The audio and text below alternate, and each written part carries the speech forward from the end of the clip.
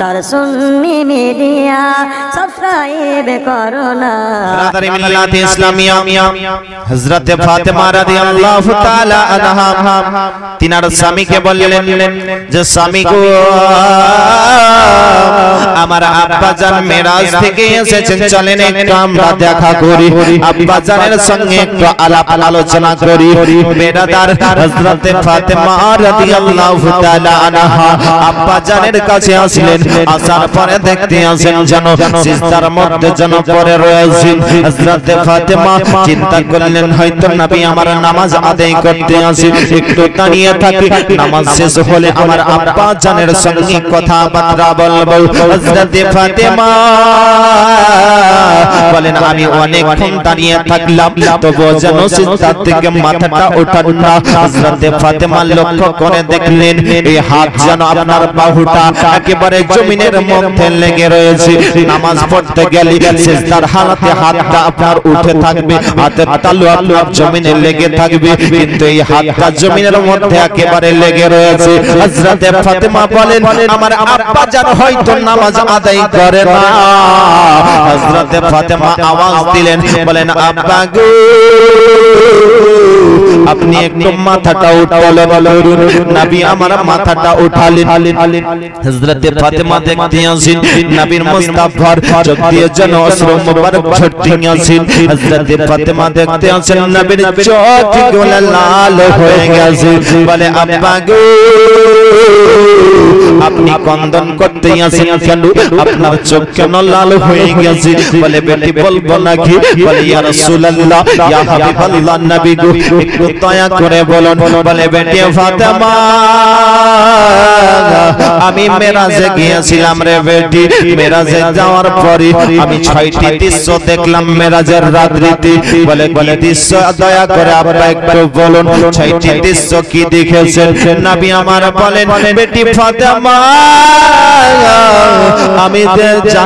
আমি জানো মেরাজে গিয়ে দেখলাম জাহান্নামের মধ্যে একটার মেয়ের চুলকে যেন আকাশ দিকে বেঁধে দিয়েছে, জাহান্নামের মধ্যে চুলের ঝুঁটিকে আকাশ দিকে বেঁধে দিয়েছে, মেয়েটা যেন বাপরে মারে করেছিল না আসি, মেয়েটা যেন হাউমাউ করে কাঁদতেই আছে। বলে বেটি 2 নম্বর দৃশ্য আমি দেখলাম যে মেয়েটার জিহ্বাকে যেন জাহান্নামের আগুনের আঁচ দেওয়া হচ্ছে। 3 নম্বর দৃশ্য দেখলাম যে মেয়েটাকে যেন জাহান্নামের তক্তাতে উঠাচ্ছে আর বসাচ্ছে। 4 নম্বর দৃশ্য দেখলাম মেয়েটার এই ছাতির মধ্যে জাহান্নামের আগুন যেন দাও দাও করে জ্বলতে আছে। 5 নম্বর দৃশ্য আমি দেখলাম যে মেয়েটার চেহারা গাধার মতন হয়ে গেছে। 6 নম্বর দৃশ্য দেখলাম মেয়েটাকে জাহান্নামে উঠাচ্ছে আর বসাচ্ছে। বলে আব্বা গো, এই মেয়েদেরকে এই শাস্তি কেন দেওয়া হচ্ছে? একটু দয়া করে বলুন। নবী আমার বললেন বেটি শুনবে নাকি? বলে হ্যাঁ আব্বা জান, একটু দয়া করে বলুন। নবী আমার বললেন বেটি ফাতেমা, 1 নম্বর মেয়েটা যে চুলকে যেন আকাশ দিকে বেঁধে দেওয়া হয়েছে, বাপরে মারে করে চিল্লাতে আছে, ওই মেয়েটা কি গুনাহ করেছিল যে দুনিয়াতে মেয়েটা পরপুরুষকে মাথার চুল দেখিয়ে বেরিয়েছিল। এই চুল দেখার কারণে মেয়েটার এই শাস্তি যেন নিযুক্ত করে দিয়েছে। আপনাদের ছারকা বুসকা মনে হয় দেখায় না নাকি? মা বোনেরা ভালো, কিন্তু আমাদের মুর্শিদাবাদে কিন্তু মৌলভী সাহেবকে যখনই দেখে তখনই কাপড় দেয়, কিন্তু গোটা গ্রামের মানুষ দেখলে কোনো অসুবিধা নেই। আপনাদের ছারকা মনে হয় ভালো, মা বোনেরা মাথার চুল দেখায় না, দেখায় নাকি? দেখায়, সব জায়গাতেই ভাইরাস আছে আছে আছে। মা বোনেরা বলবো একটু পর্দার সহিত চলার চেষ্টা করে। মাথার চুল কাউকে দেখাবেন না, বলবে কাউকে দেখাতে পাবো না? বলে হ্যাঁ পাবেন। কাকে পাবেন? নিজের স্বামীকে যত ইচ্ছা আপনি মাথার চুল দেখান, কোনো অসুবিধা নেই, কিন্তু পরপুরুষে যেন না দেখতে পায়। ব্রাদারি মিল্লাতে ইসলামিয়া, নবী আমার বললেন বেটি 1 নম্বর দৃশ্য এটাই যে মেয়েটা পরপুরুষকে মাথার চুল দেখিয়ে বেড়াতো। এখনকার মেয়েরা তো স্কুল যায়, তো আপনার চুলকে ছেড়ে একেবারে স্কুলে যায় না, যায় না। ব্রাদার বোন বলবো তোমরা একটু পর্দার সহিত চলার চেষ্টা করো। নবী আমার বলেন যে মেয়েরা যখন রাস্তা দিয়ে হাঁটে তখন শয়তান উকি মেরে দেখে, শয়তান তার পেছনে লেগে যায়। আপনি যদি পর্দার সহিত চলেন তাহলে আপনাকে কেউ উকি মেরে দেখতে যাবে না। ব্রাদার মায়েরা বলবো একটু পর্দার সহিত চলার চেষ্টা করেন। এক নম্বরে এটা হলো, দুই নাম্বার নবী আমার বলেন মেয়েটার জিহ্বাতে যেন জাহান্নামের আঁচ দেওয়া হচ্ছে। নবী আমার বলেন এই মেয়েটা কি গুনাহ করেছিল, শোনো যে মেয়েটা নিজের স্বামীর নাফরমানি করত, এই কারণে মেয়েটার জিহ্বাতে জাহান্নামের আগুনের আঁচ দেওয়া হচ্ছে। নিজের স্বামীর নাফরমানি করত, স্বামী যদি খেতে বসতো স্বামীর সঙ্গে ঝগড়া করত, কথাবার্তা শোনাতো, স্বামী হয়তো কাজে গিয়েছে ইনকাম করে আনতে পারেনি, হয়তো আপনার বিবিকে আপনি একটা শাড়ি কিনে দিতে পারলেন না, তখন আপনার বিবি হয়তো আপনাকে বলল তোমার সংসারে আমি সুখ পেলাম না। এরকম বলে না? এই কথা বলার কারণে ওই মেয়েটার জাহান্নামের আঁচ যেন তার জিহ্বাতে দিচ্ছে। নিজের স্বামীর শুকরিয়া আদায় করে না, নাফরমানি করার কারণে মা বোনেরা বলবো আপনাদেরকে নিজের স্বামীকে ভালোবাসার চেষ্টা করেন। স্বামী হচ্ছে স্ত্রীর পোশাক, স্ত্রী হচ্ছে স্বামীর পোশাক, স্বামীর সঙ্গে মেল মহব্বত রাখার চেষ্টা করেন। বেরাদার না হলে জাহান্নামের আঁচ আপনাকে ভোগ করতে হবে। বেরাদার নবী আমার বললেন তিন নাম্বার এবার হচ্ছে যে মেয়েটাকে জাহান্নামের যেন এই ছাতির মধ্যে যেন আপনার আগুন যেন দাউ দাউ করে জ্বলতে আছে। মেয়েটা কি গুনাহ করেছিল গো, যে নিজের স্বামী থাকা সত্ত্বেও অন্য ছেলের সঙ্গে রিলেশন রাখতো, অন্য ছেলের সঙ্গে ভালোবাসা রাখতো। নিজের স্বামী যদি বোম্বাইয়ে গিয়েছে, যদি নিজের বিবিকে ফোন করে অন্য ছেলের সঙ্গে ব্যস্ত থাকে, কোন সময় যেন ফোনে পাই না। বেরাদার নিজের স্বামী থাকা সত্ত্বেও অন্য ছেলের সঙ্গে ভালোবাসা রাখার কারণে এই মেয়েটার ছাতিতে যেন জাহান্নামের আগুন দাও দাও করে জ্বলতে আছে। নবী আমার বলেন চার নাম্বার দৃশ্য দেখলাম যে মেয়েটাকে জাহান্নামে উঠাচ্ছে আর বসাচ্ছে। এই মেয়েটা কি গুনাহ করেছিল গো, নবী আমার বলেন মেয়েটা যেন সারা বছর নাপাক ছিল। মেয়েটা সারা বছর কিভাবে নাপাক হলো? বেরাদার আপনারও মা বোন আছে, আমারও মা বোন আছে, মায়েরা মাসে মাসে নাপাক হয়। ওই সময়তে যদি আপনি নখের মধ্যে নখ পালিশ ব্যবহার করেন, ফরজ গোসল যদি করেন, ফরজ গোসল আদায় হবে না। আপনি যদি ওযু করেন, ওযুও হবে না। নামাজ যদি পড়েন, নামাজটাও আদায় হবে না। তাহলে বলুন আপনি সারা বছর নাপাক থাকলেন কিনা? বলেন সারা বছর নাপাক থাকলেন না? ওই সময়তে যদি নখ পালিশ ব্যবহার করেন আপনি মনে করলেন আমার ফরজ গোসল হয়েই গেল, না হলো না। ব্রাদার মিল্লাতে ইসলামিয়া, তাহলে আপনি সারা বছরই নাপাক, সারা বছর নাপাক থাকার কারণে মেয়েটাকে জাহান্নামে উঠাচ্ছে আর বসাচ্ছে।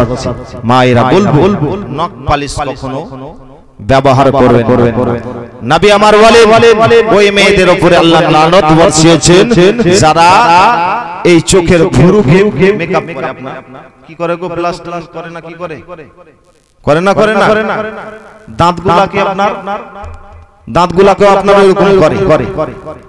ব্রাদার মিল্লাত ইসলামিয়া, নবী আমার বলেন যে তাদের উপরে লানত বর্ষিয়েছেন।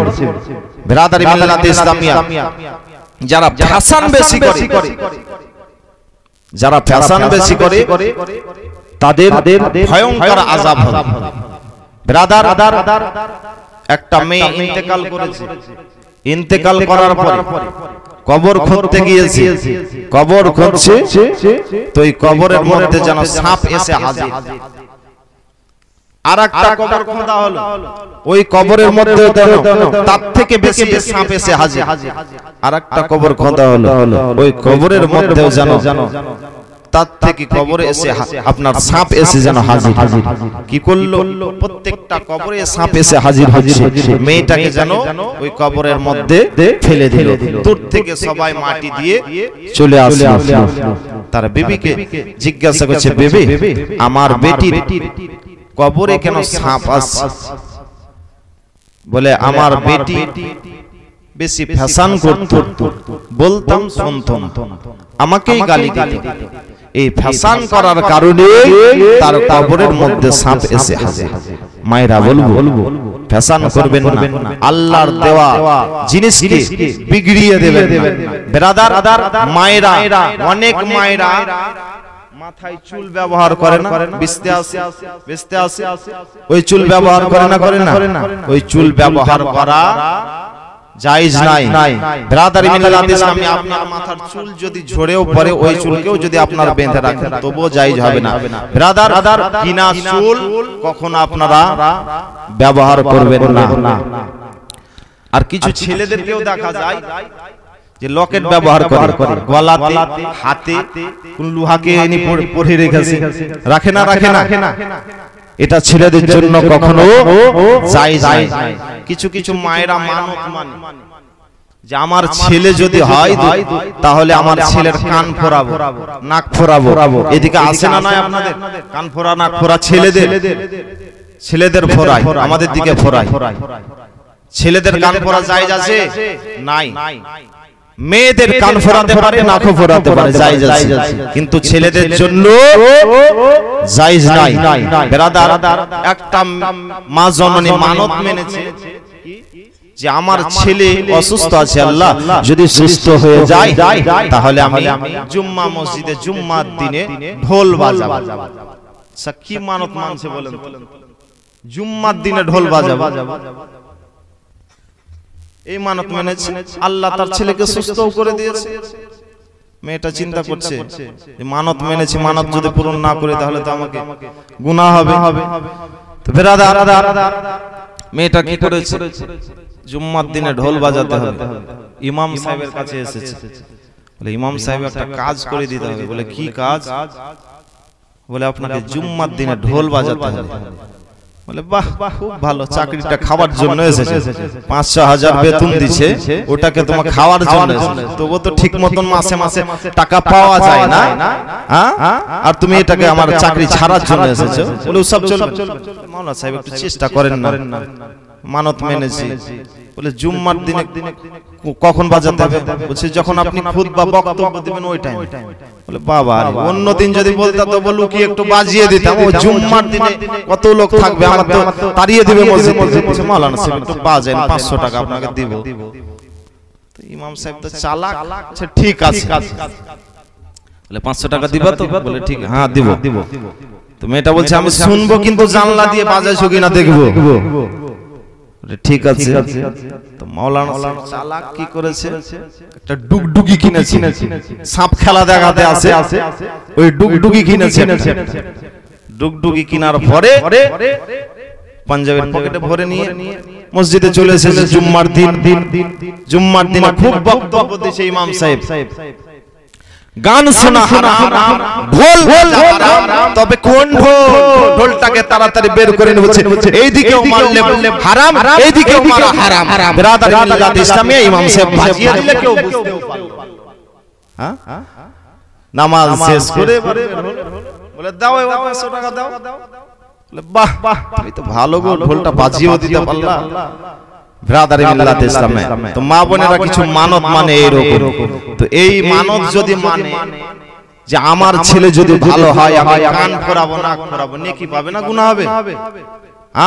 মেয়েটা গুনাহগার হবে। মা বোনেরা বলবো, এইরকম কখনো মানত মানবেন না। মানত যদি মানতে হয় তো মানত মানবেন আল্লাহ আমি হয়তো 2 রাকাত নামাজ পড়বো, কিংবা আমি রোজা রাখবো, এরকম মানত মানার চেষ্টা করবেন।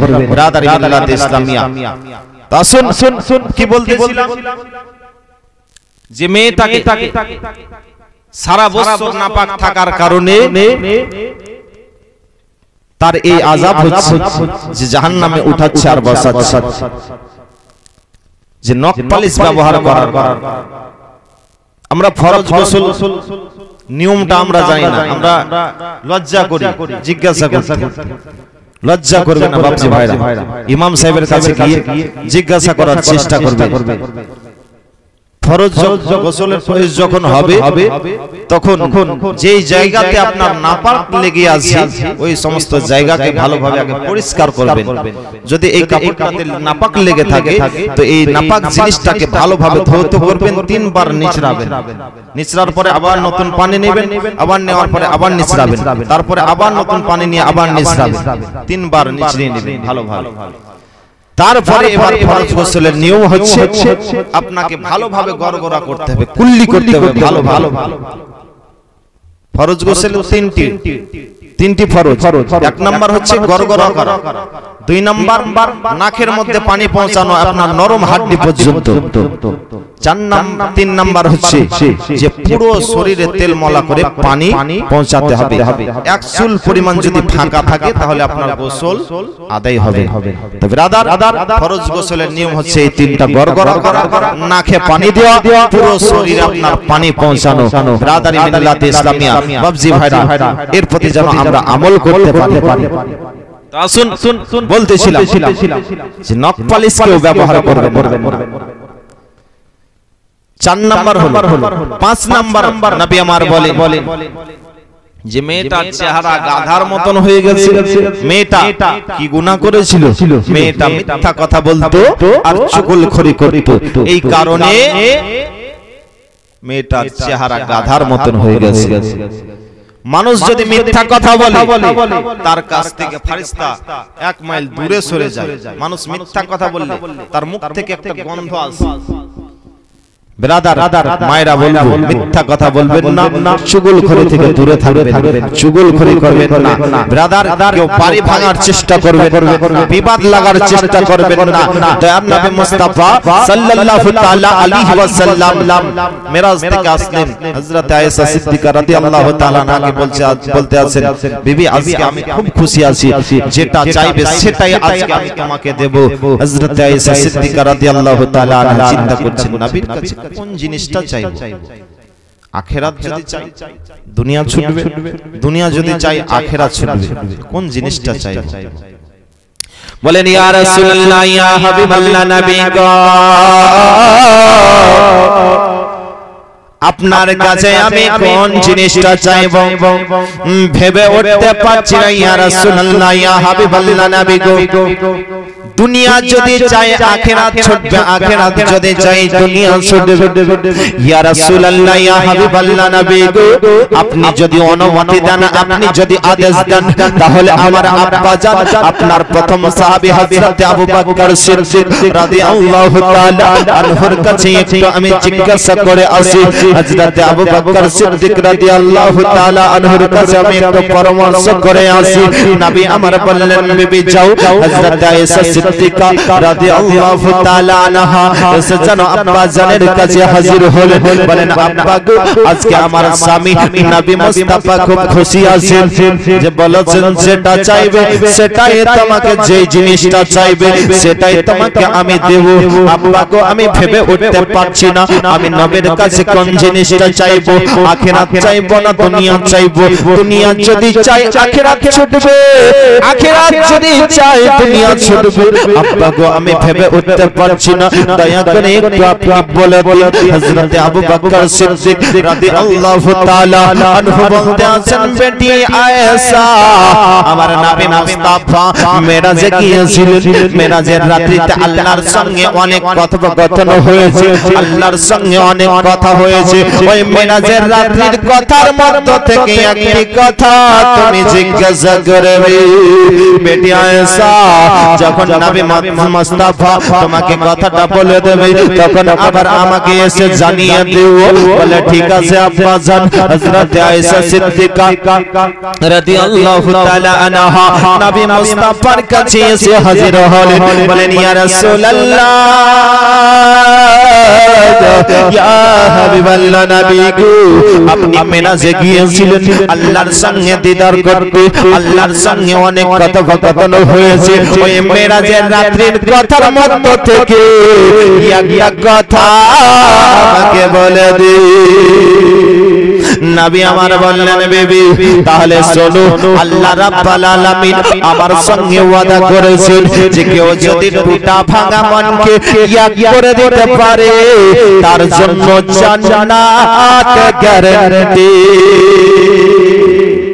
টুটা ভাঙা মনকে যদি এক করে দিতে পারে তার জন্য জান্নাত গ্যারান্টি। আপনার সঙ্গে আপনার ভাইয়ের ঝগড়া হয়ে আছে, হয়তো তৃতীয় জন এসে যদি মিলিয়ে দিতে পারে, এক করে দিতে পারে, তার জন্য হচ্ছে জান্নাত গ্যারান্টি। জুড়ে বলুন সুবহানাল্লাহ। বেরাদার এই কথা শোনার পরে হযরত আয়েশা সিদ্দিকা রাদিয়াল্লাহু তাআলা আনহা আব্বা জানের কাছে এসে হাজির হলে বলে আব্বা গো আমার নবী বলেছেন যে টুটা ভাঙা মনকে এক করে দিতে পারলে তার জন্য জান্নাত গ্যারান্টি। এই কথা শোনার পরে হযরত আবু বকর সিদ্দিক রাদিয়াল্লাহু তাআলা আনহু যেন অঝর নয়নে কন্দন করতে লেগেছে। হযরত আয়েশা সিদ্দিকা রাদিয়াল্লাহু তাআলা আনহা বলেন আব্বা গো আপনি কন্দন করতে আছেন কেন? খুশির সংবাদ শুনে আপনি কন্দন করতে আছেন কেন? হযরত আবু বকর সিদ্দিক বলে বেটি রে তুমি একটা দিকে ভেবেছো রে বেটি, অপর দিকটা ভাবনি। যদি টুটা ভাঙা মনকে এক করে দিতে পারলি তার জন্য যদি জান্নাত গ্যারান্টি হয়, তাহলে যদি ভালো মনকে ভেঙে দেয় তার জন্য কি হতে পারে? টুটা ভাঙা মনকে এক করে দিতে পারলে জান্নাত গ্যারান্টি।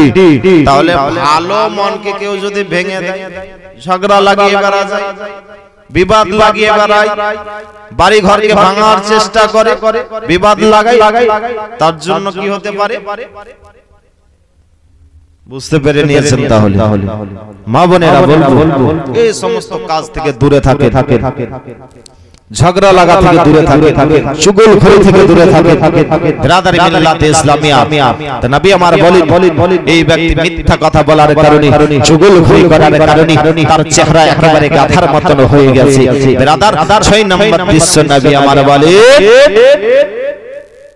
যে মেয়েটাকে জাহান্নামে উঠাচ্ছে আর বসাচ্ছে। মেয়েটা কি গুনাহ করেছিল? যে কথায় কথায় খোঁটা দেওয়ার কারণে এই আযাব। খোঁটা দেওয়া মানে বুঝতে পারলেন? বুঝতে পারেন? হয়তো আপনি আমাকে কোনো জিনিস দিলেন, দেয়া আপনার সঙ্গে হয়তো কোনো কথাবার্তা হয়ে গেল উল্টাপাল্টা, তখন আপনি বলেন হ্যাঁ তোকে এই জিনিসটা দিয়েছিলাম, এইটা দিয়েছিলাম, ওগুলা দিয়েছিলাম, এরকম করে ঝগড়া করে না? হ্যাঁ, খোঁটা দেয়া, এটাকে বলে খোঁটা দেওয়া। বিরাদারি মিল্লাতে ইসলামী খোঁটা দেওয়ার কারণে তাকে জাহান্নামে উঠাচ্ছে আর বসাচ্ছে।